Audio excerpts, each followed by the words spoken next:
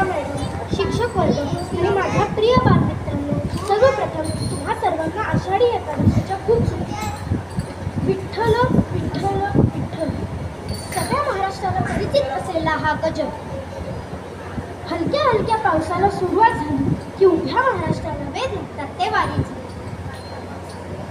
महाराष्ट्राला संतांची मोठी परंपरा लाभलेली आहे. हे सगळेच संत पांडुरंगाचे कर्मभोग. भक्त आणि देवांची भेट होण्याचा हा सोहळा म्हणजे आषाढी एकादशी. सगळे वारकरी एकादशीच्या आधी 3 आठवडे देहूहून तुकाराम महाराजांच्या आणि आळंदीहून ज्ञानेश्वर महाराजांच्या पादुका पंढरपूरला विठ्ठल भेटीसाठी जाण्याची वाटचाल सुरू करते. संपूर्ण प्रवास हा भक्तीने भरलेला असतो. वाटेत अनेक वारकरी भक्त या वारीत सहभागी होतात. ठिकठिकाणी पादुकांची पूजा केली जाते. रिंगण घालत, फुगडीचे फेर घेरत, भजन कीर्तन करत, टाळ मृदुंग चिपळ्यांच्या जोडीने नामस्मरण करत सगळे वारकरी पंढरपूरला पोहोचतात. तो दिवस म्हणजे आषाढी एकादशी. देवाच्या ओढीने इतके दिवस पायी प्रवास केलेल्या वारकऱ्यांचे श्रम घालत असते. चंद्रभागेच्या सहाय्याने मी विठुरायाच्या दर्शनात.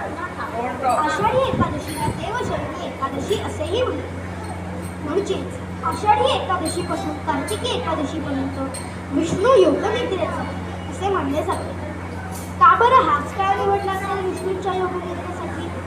कारण भारत हा पूर्वापार शेतीवर अवलंबून असलेला देश आहे.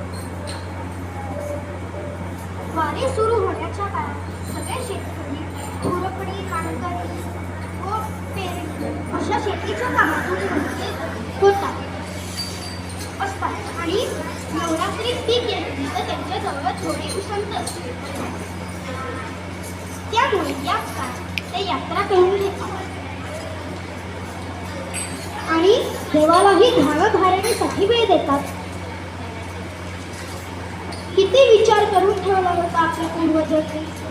आणि आता तर वेगवेगळ्या परदेशी संस्थाही यांची दखल घेतली आहे.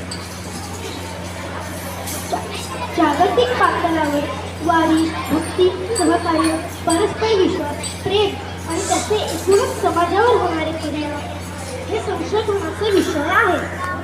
आपलं भाग्य ही या परंपरेची स्थानिक होण्याची संधी आपल्याला मिळाली.